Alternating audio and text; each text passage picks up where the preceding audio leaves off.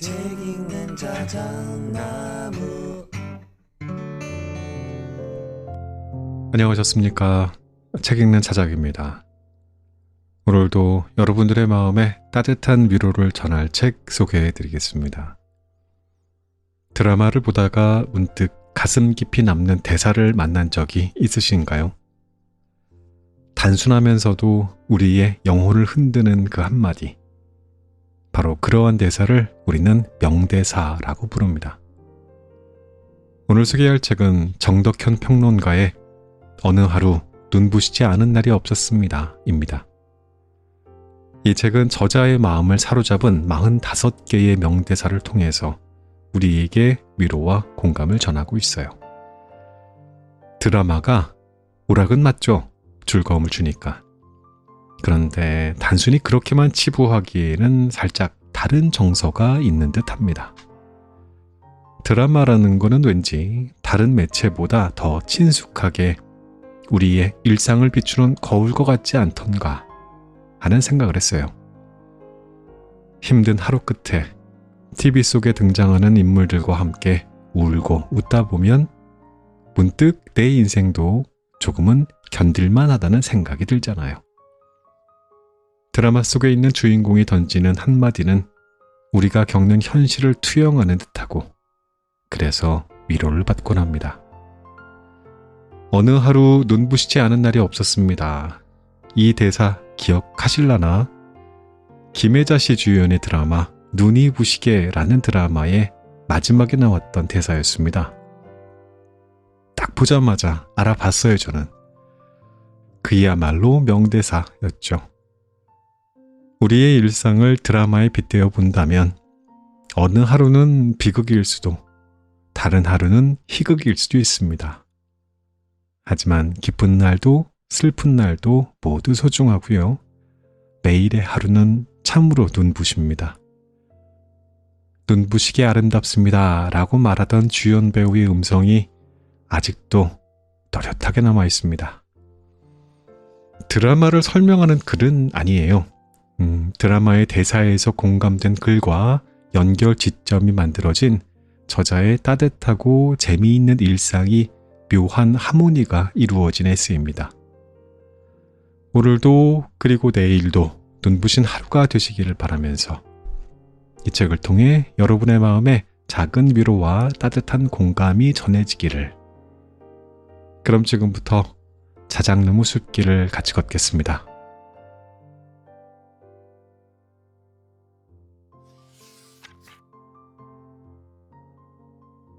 지안, 편안함에 이르렀는가? 나의 아저씨 중에서. 힘들면 내려놔도 돼. 너무 힘들어. 도저히 못 버틸 것 같을 때. 장인어른 똥 먹어요, 똥. 마침 똥광패가 나오자 동서들이 외쳤다. 돌아가면 장모님이 나게 되어 있는 판. 모두 눈길이 장인어른에 던지는 패에 쏠렸다. 장인어른이 던지는 회심의 일타. 찰진 짝소리와 함께 바닥에 놓인 똥패 위에 얹어지는 패는 똥피다. 장인어른이 허허 웃으며 똥광을 붙여 3점. 거기에 쌍피인 똥피까지 붙여 4점. 그리고 양측을 보며 장모님은 광박, 나는 피박이라고 먼저 점수를 계산한다. 낭패다. 이번 판도 솔찬히 나가겠구나 싶어 장모님의 얼굴을 올려다보는데 이게 어쩐 일인지 그 얼굴에 미소가 피어 있다. 뭐지? 그 미소의 의미는 장인어른이 바닥에 놓인 패를 뒤집는 순간 드러났다. 또 등장한 똥피. 아이쿠, 장인어른 똥 쌌다. 흥분한 동서들의 목소리가 들려왔다. 순간 판세가 완전히 뒤집어졌다. 장인어른의 낭패한 얼굴에 이어 기다렸다는 듯이 장인어른이 싼 똥패들을 단번에 먹어버린 장모님의 득이의 표정.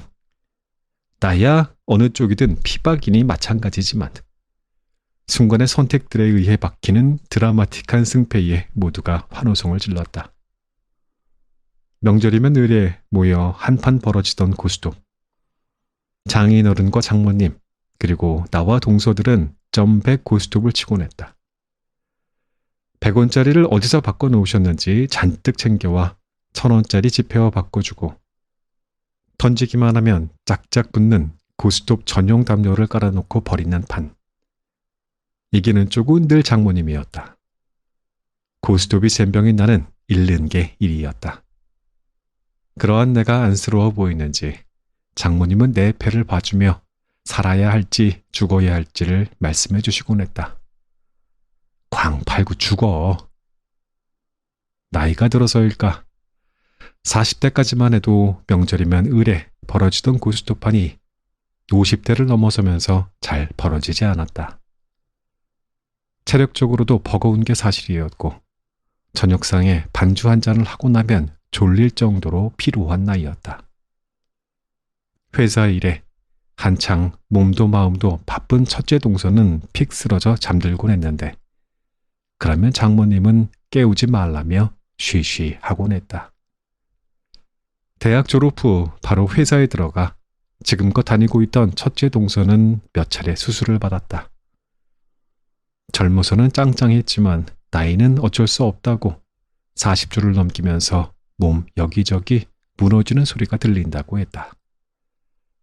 하지만 어디 그게 나이 탓만일까?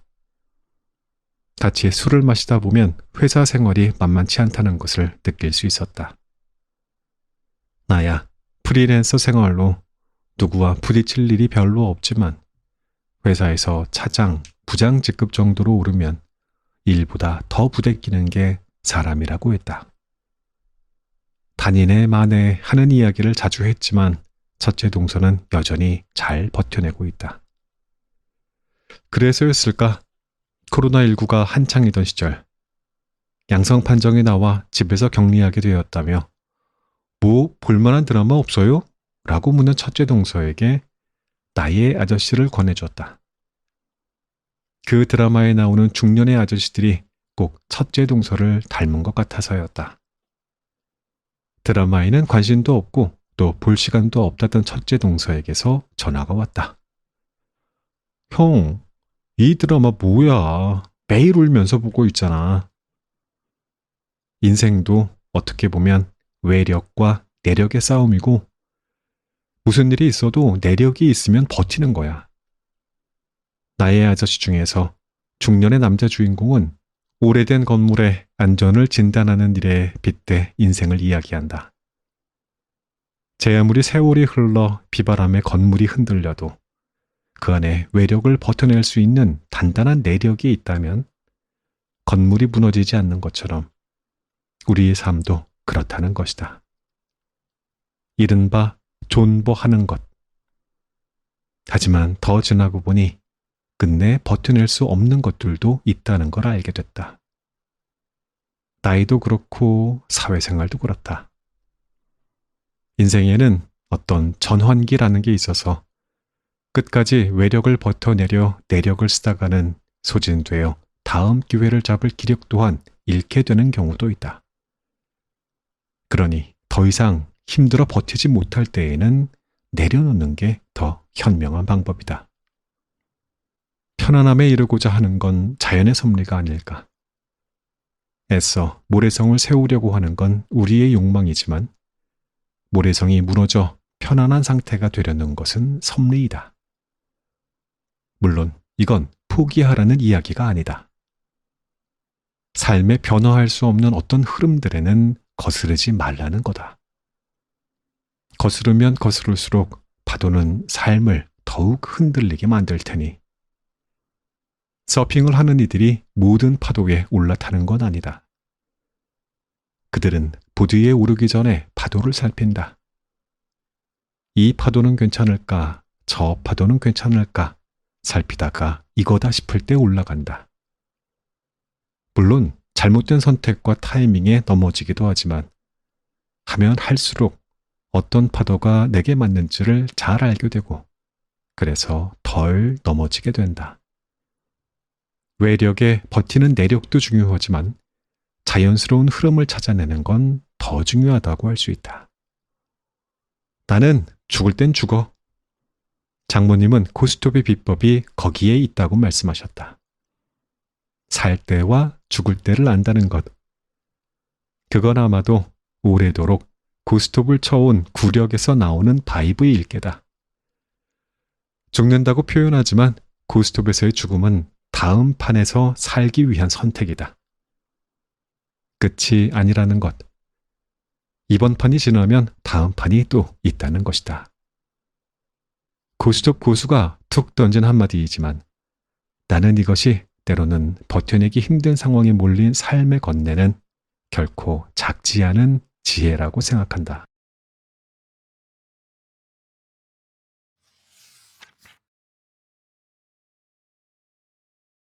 아우 얘 맨발로 괜찮니? 왜 하필 니트를 입었어? 젖으면 무거울 텐데. 물이 너무 차다 그치? 춥다. 우리 봄에 죽자, 응? 봄에. 더 글로리 중에서. 핑계김에. 때론 진실보다 구실이 더 필요할 때. 비도 오는데 빈대떡에 막걸리 한 잔 어때? 파주에 사는 친구의 전화에 벌써부터 컬컬했던 목구멍이 시원해진다.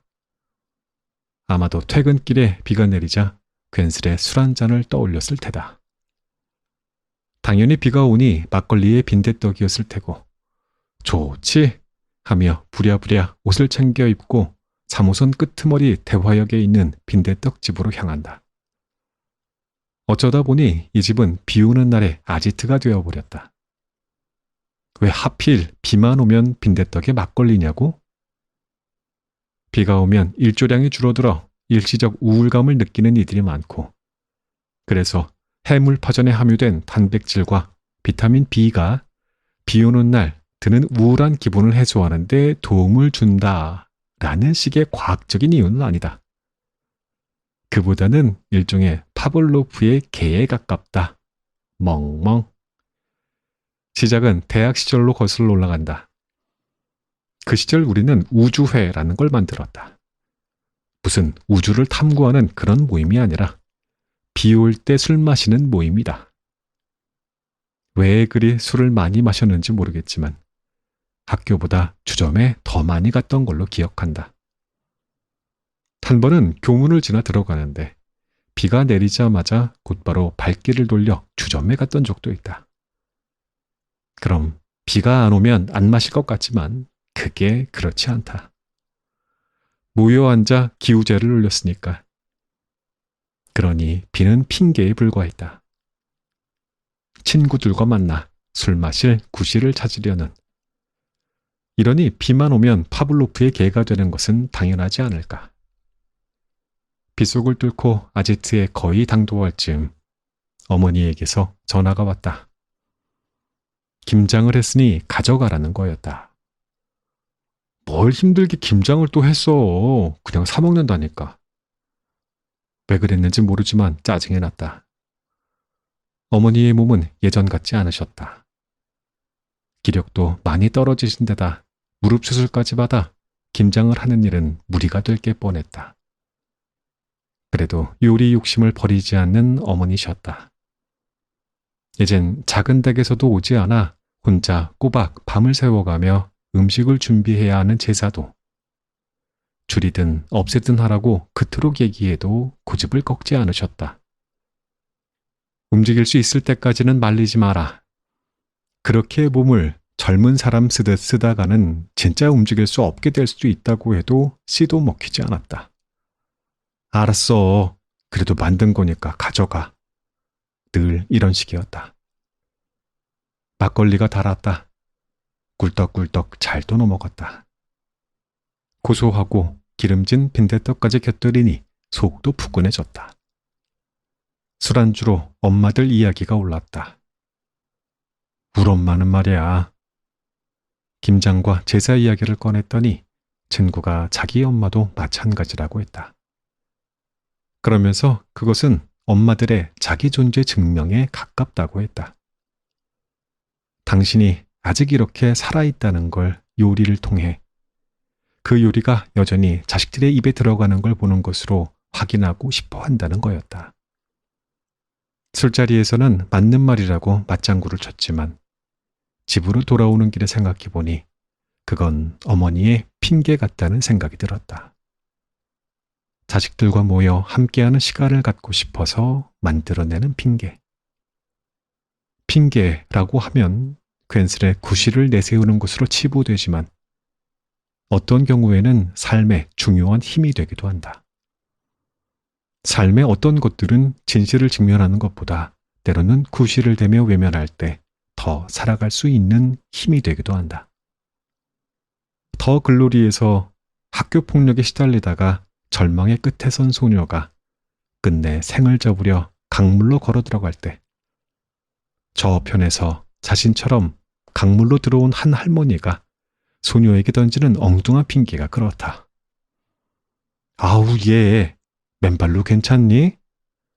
왜 하필 니트를 입었어? 젖으면 무거울 텐데. 물이 너무 차다 그치? 춥다. 우리 봄에 죽자. 응? 봄에. 할머니 역시 소녀와 똑같이 절망 앞에서 생을 접으려 했지만 소녀를 만나게 되면서 그럴듯한 구실과 변명을 찾아낸 거였다. 이 추운데 맨발에 니트를 입고 들어온 소녀가 그 변명거리가 되어 주었고 그래서 그들은 함께 살아나왔다. 어머니에게 김장과 제사는 어찌 보면 이 엉뚱한 할머니가 구실로 찾아낸 맨발이자 니트인지도 모른다. 김치 없다고 겨울을 못 나는 것도 아니지만 그걸 담그며 한 통씩 찾아갈 자식들을 떠올렸을 게다. 힘들지만 그건 어쩌면 어머니가 점점 쇠약해지는 기력과 아픈 몸에도 살아갈 수 있게 해주는 힘이 아니었을까. 핑계는 우리의 삶이 결국은 예정된 죽음을 향해 가고 있다는 허무함을 이겨내는 지혜이기도 하다. 어쩌면 우리는 물에 젖은 옷이 너무 무거워서 또 물이 너무 차서 같은 핑계들로 죽음을 뒤로 미루며 하루하루를 살아가고 있는지도 모른다. 철학자들은 그래서 왜 사는가의 질문은 답하기 어렵지만 왜 죽지 않는가에 대한 질문은 답하기가 의외로 쉽다고 한다. 죽을 수 없는 다양한 이유들이 존재하기 때문이다. 심지어 내가 죽으면 강아지 밥은 누가 챙겨주나 같은 핑계도 이유가 되니 말이다. 절망은 마치 깊이 빠져드는 물과 같아서 그 물이 발목을 적셨을 때 이를 직시하고 마주하는 것은 현명한 방법이 아니다. 그보다는 아주 일상적인 핑계와 변명을 찾아내고 그 물가로부터 멀어짐으로써 절망을 유예하는 것이 더 현명하다. 엄마, 이젠 김장 같이 담가요. 술 기운 반, 미안한 마음 반에 어머니에게 전화를 걸어 그렇게 말했다. 네가 무슨 김장을 담그냐고 하셔서 어떤 김치도 어머니가 해준 맛이 안 나서 이참에 레시피를 배워놓으려고 그런다 했다. 핑곗김에 우리 집 김장의 대의를 내가 한번 이어보겠다는 호언장담도 했다. 그리고 전화를 끊은 후 생각했다. 이참에 어머니와 함께할 더 많은 핑계들을 만들어 봐야겠다고.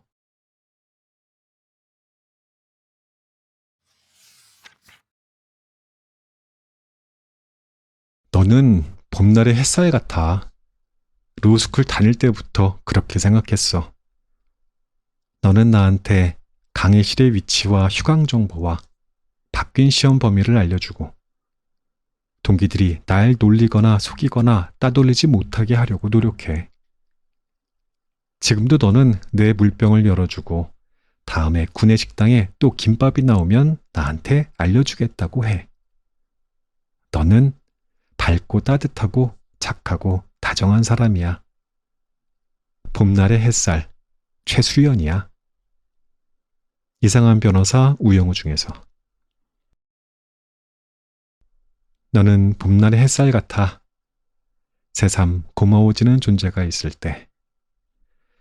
12월의 비라니, 겨울인데 날이 춥지 않다. 보통은 눈발이 날렸을 게다. 그러면 오랜만에 집 밖을 나온 강아지처럼 폴폴 뛰어다녔을 텐데. 겨울비는 어딘가 무겁다. 기껏 버티고 있는 풀들을 빗방울이 찍어 누른다. 이제 막 기지개를 켜는 꽃들의 얼굴에 화장수처럼 끼얹어지는 봄비와는 사뭇 다르다. 봄비 맞으면 키가 자란다지만 겨울비 맞으면 곧불 든다는 말이 있지 않은가. 집으로 가는 발길이 급해진다.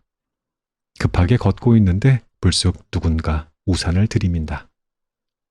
아내다. 웬일이냐고 묻자 어머니를 발에다 들이고 들어가는 길이라고 했다. 장모님이 오랜만에 시골에 다녀오셨는데 그곳에서 대파며 애호박 같은 것들을 잔뜩 챙겨줬던 모양이었다. 혼자 들고 가기 버거우셨던지 지하철역에서 아내를 불렀던 거였다. 장모님은 늘 내게는 비빌 언덕 같은 든든한 존재셨다. 내세까지 않으셨지만 일부러 우리 집 근처로 이사 오셨고 첫 아이가 생겼을 때에도 또 둘째가 생겼을 때에도 기꺼이 아이들을 봐주셨다. 복날에는 삼계탕을 끓여주셨고 대보름이면 어김없이 오곡밥을 챙겨주셨다. 명절에는 가족들이 모두 모여 떠들썩한 술판이 벌어지곤 했는데 다음 날 아침에 얼큰한 육개장을 해장국으로 차려주시기도 했다. 휴가 때 오래 집을 비워놓을 때면 간간히 찾아와 신문을 수고해 주시기도 했고 친척들이 감자며 감귤을 한 상자씩 보내주시면 그걸 꼭 나눠주시기도 했다. 하지만 무엇보다 고마운 건 독실한 천주교 신자이신 장모님이 모태불교 신자인 나를 위해 늘 기도해 주셨다는 거다. 시골 살 때는 자주 절에 갔었다. 하지만 도시로 오니 절 찾기가 어려워 통 가질 못했다. 젊어서는 종교에 그다지 관심을 두지 않았는데 나이 들면서 기력도 떨어지고 마음도 약해져 참으로 세속적인 마음에 비빌 언덕이 필요해졌다. 그래서 시골에 계신 어머니에게 전화를 했더니 선뜻 가까이에 있는 성당이라도 나가라고 하셨다. 그렇게 성당에 나갔고 세례를 받았다. 세례명은 아침 닭이 울기도 전에 3번이나 예수님을 부정했다는 베드로로 정했다. 그게 꼭 나 같아서였다. 내가 나이 든 만큼 장모님, 장인어른도 나이가 드셨고 몸도 예전 같지 않으셨다. 장모님은 기력이 많이 빠지셨고 장인어른은 관절이 안 좋아 결국 수술을 받으셨다. 평소 같았으면 장인어른이 역까지 차를 몰고 나와 장모님을 챙겼을 테지만 수술 후 안정을 취해야 한다는 상황이었다. 아내가 지하철역으로 간 이유였다. 두 분 다 운신이 힘드신 걸 보니 예전에 건강하셨던 모습이 아련했다. 겨울에 비가 오고 난리야. 눈이 와야지. 아내는 늘 그렇듯 내가 하는 말에 맞장구를 쳐줬다. 그러면 참 이상하게도 나는 말이 많아졌다. 혼자서는 잘 안 하던 말도 꺼내고 생각들도 꺼내놓았다. 그렇게 말하면서 복잡했던 생각들이 정리되기도 했다.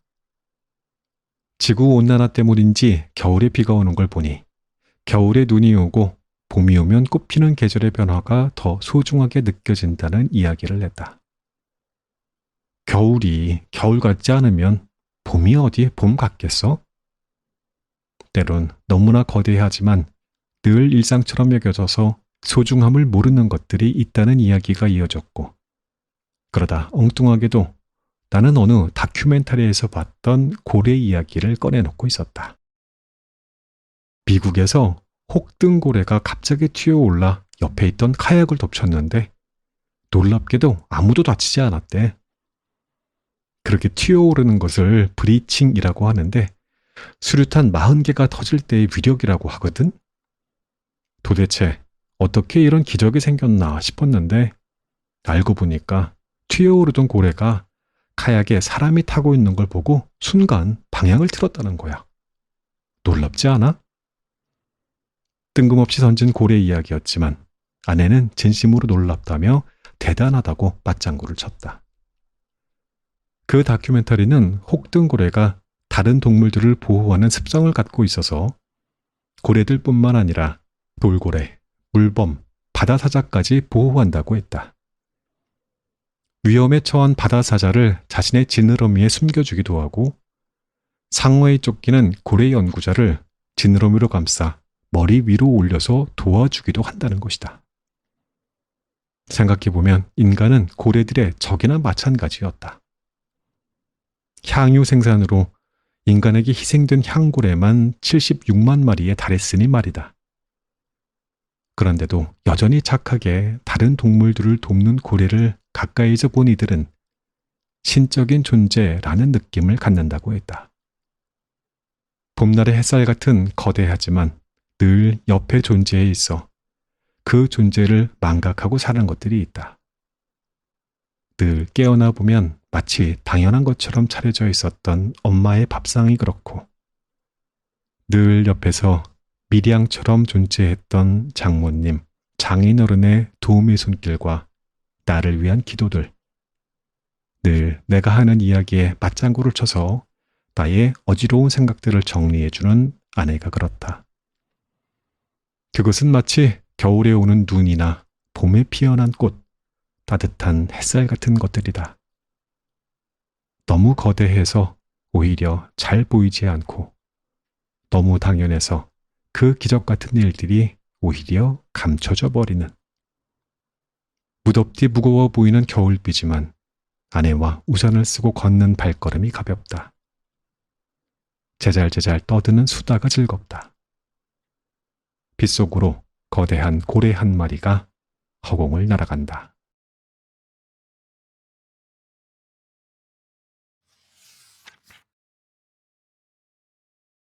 저런 데 살아도 힘든 일은 있겠지?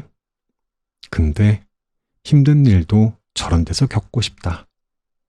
그럼 좀 행복하게 불행할 수 있을 것 같아. 악귀 중에서. 적어도 행복하게 불행할 수 있기를. 의도치 않게 불행이 찾아왔을 때. 그 아이는 잘 숨었다. 숨바꼭질을 하면 도무지 찾을 수가 없었다. 한낮의 여관은 몇몇 문 닫힌 방들을 빼고는 손님들이 다 나가 빈 방들이 대부분이었는데 우리는 거기에서 숨바꼭질을 하곤 했다. 가끔 청소하시는 아주머니가 나타나면 숨바꼭질의 긴장감은 최고조에 달했다. 우리 둘은 같이 숨곤 했는데 장난으로 하던 숨바꼭질이 마치 진짜 죄를 짓고 쫓고 쫓기는 실제 상황처럼 심장을 쿵쾅대게 만들곤 했다. 그때에도 그 아이는 별로 긴장하지 않았다. 마치 그런 일이 익숙한 듯이. 그 아이는 우리 여관에 3개월째 투숙하는 아저씨의 아들이었다. 무슨 사연이 있는지는 모르겠지만 그 아저씨는 아들과 둘이 우리 여관을 찾았다. 처음에는 한 일주일 정도 지낸다고 했는데 그 후로도 하루하루 지나다 보니 어느새 3개월이 되었다. 서울에서 무슨 사업을 하는데 일 때문에 왔다고 했다. 하지만 나중에 한꺼번에 내겠다던 방세가 한 달이 지나도록 없자 어머니는 뭔가 문제가 생겼다는 걸 직감했다. 어머니는 아저씨에게 밀린 방세를 내라고 했지만 그때마다 그 아저씨는 그러한 일이 익숙한 듯이 내일 주겠다며 차일 비일 미루곤 했다. 그러다 한 달 정도 지나 밀린 방세가 꽤 커지자 이제는 상황이 역전됐다. 사업이 망해 내려오게 됐다고 실토한 아저씨는 곧 들어올 돈이 생기는데 그걸로 방세를 갚겠다고 했다. 이제 우리 집은 방세를 떼이지 않기 위해서 그에게 방을 내주고 기다려야 하는 처지가 되었다. 그렇게 어른들이 3개월간 방세를 두고 실랑이를 벌이는 동안 나는 그 아이와 숨바꼭질을 하고 같이 운동장에 가서 땅 따먹기를 하고 개울에서 올챙이를 잡기도 하고 산에 올라가기도 했다. 어머니는 그런 우리를 복잡한 얼굴로 바라보시곤 했다. 가끔은 그 아이랑 브라보콘을 사 먹으라고 돈을 주시기도 했는데 그럴 때마다 애가 무슨 죄가 있어 라며 말끝을 흐리시곤 했다. 그 아이는 그 의미를 아는지 모르는지 가게에서 내가 사준 브라보콘을 맛있게 먹으며 활짝 웃곤 했다. 세상에 이보다 맛있는 건 없다는 듯이. 숨바꼭질을 잘하던 그 아이는 3개월 정도가 지난 어느 날 새벽, 아버지와 함께 야반 도주를 했다. 아주 친했던 건 아니지만 그래도 매일 한 번씩은 마주치고 자주 놀았던 터라 마음 한구석이 허전했다. 어머니는 수소문을 내서 서울에 있다는 그 아저씨 집을 찾아가기로 마음먹었다. 왜 그랬는지 모르지만 어머니에게 나도 같이 가겠다고 고집을 피웠다. 숨어버린 그 아이를 끝내 찾고 싶었던지도 모르겠다. 그 집은 문 밖에서부터 소란스러웠다. 집기 같은 것들이 길바닥에 마구 던져져 있었는데 안에서 사람들이 내는 악다 분위기가 문 밖까지 흘러나왔다. 동네 사람들이 무슨 큰 구경거리라도 생긴 듯이 모여 있었다.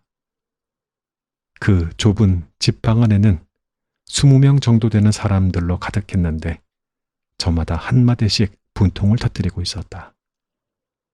그 아저씨는 그 한가운데 무릎을 꿇고 고개를 숙인 채 앉아 있었다. 갑자기 사람들이 들이닥쳤는지 잠옷바람이었다. 그렇게 한동안 분풀이를 해대던 사람들은 결국 나올 수 있는 게 하나도 없다는 걸 실감하자 하나둘 떠나갔다. 돈이 될 만한 물건들을 아무거나 하나씩 들고. 사람들이 나간 자리, 거기 방 한 구석에 그 아이가 있었다. 이불을 무릎 위까지 올린 채 잔뜩 웅크리고 앉아 있었다. 자세히 보지 않으면 집기 중 하나처럼 보일 정도로 미동도 없이. 어머니가 그 아저씨와 무슨 이야기를 하는 동안 그 아이가 잠깐 고개를 들었고 그때 나와 눈이 마주쳤다. 그런데 나도 그 아이도 아는 척을 할 수 없었다. 마치 우리 사이에 보이지 않는 벽 같은 것이 세워져 있는 느낌이었다. 어딘가 텅 비어버린 눈은 나를 향해 있었지만 거기 아무것도 없다는 듯 초점이 없었다. 그 아저씨와 이야기를 나눈 후 깊은 한숨을 뱉으신 어머니는 내 손을 끌고 그 집을 나왔다. 그것으로 그 아이와는 끝이었다. 가끔 가난함과 부유함, 행복과 불행을 생각할 때마다 그 아이가 떠오른다. 그 아이는 도대체 그 어린 나이에 자기 앞에 닥친 세상의 비정함을 어떤 눈으로 바라보고 있었을까? 저런 데 살아도 힘든 일은 있겠지? 근데 힘든 일도 저런 데서 겪고 싶다. 그럼 좀 행복하게 불행할 수 있을 것 같아. 악귀에 나오는 대사처럼 내가 사는 세상을 바라보며 이런 곳이라면 행복하게 불행할 수도 있을 것 같다고 생각했을까? 행복과 불행은 상대적인지라 누군가의 불행이 누군가에게는 행복한 정도로 여겨지기도 할 게다. 또 삶에는 행복만 가득한 게 아니라 불행 또한 의도치 않게 찾아오기 마련이다. 그러니 불행이라고 해도 숨바꼭질 놀이와 아이스크림 한 개의 행복 정도는 누릴 수 있는 불행이기를. 적어도 행복하게 불행할 수 있기를.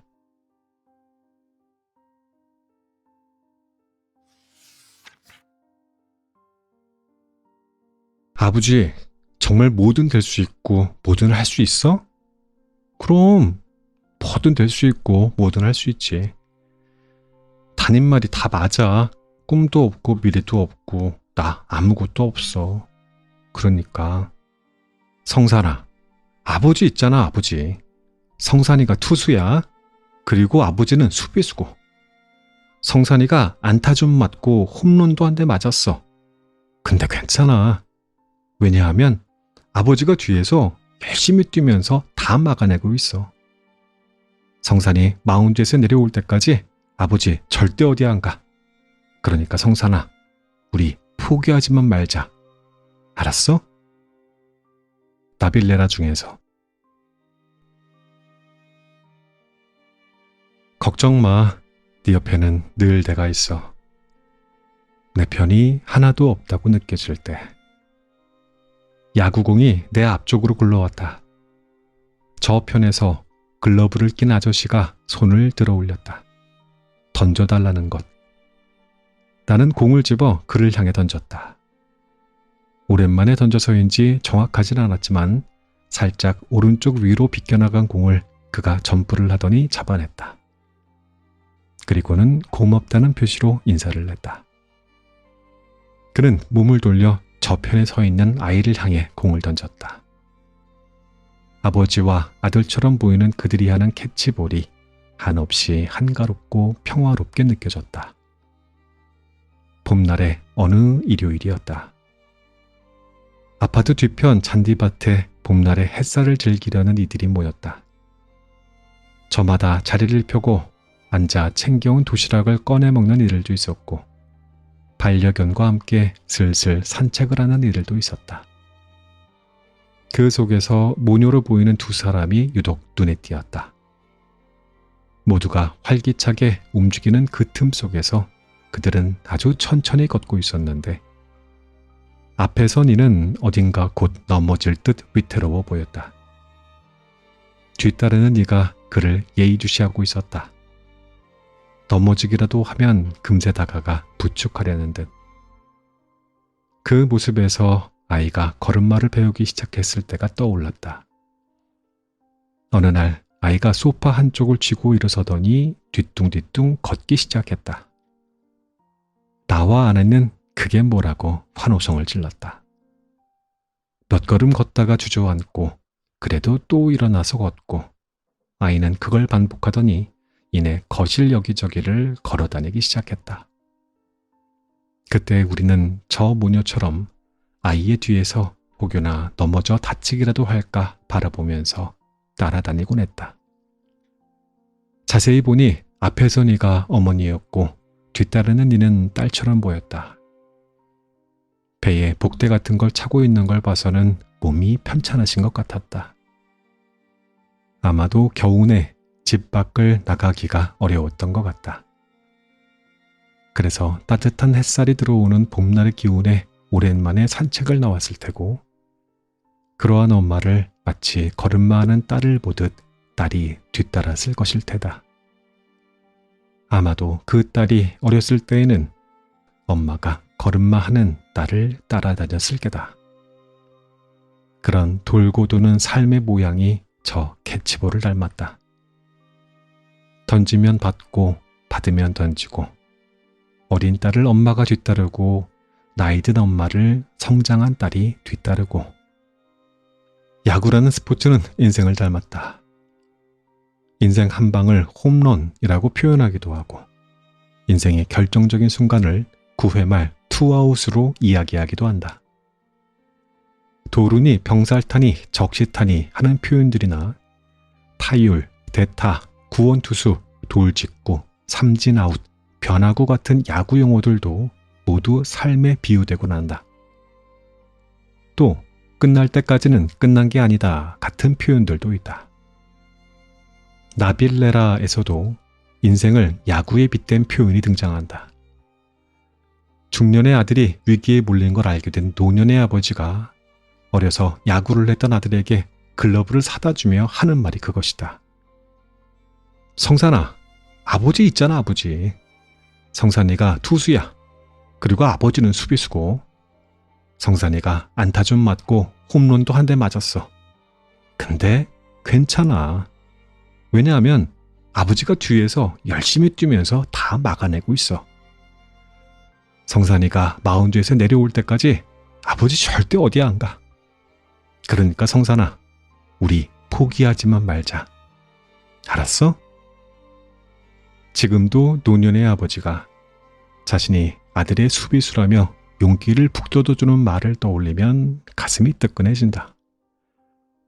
아마도 저기 캐치볼을 하는 아버지의 마음 역시 다르지 않을 게다.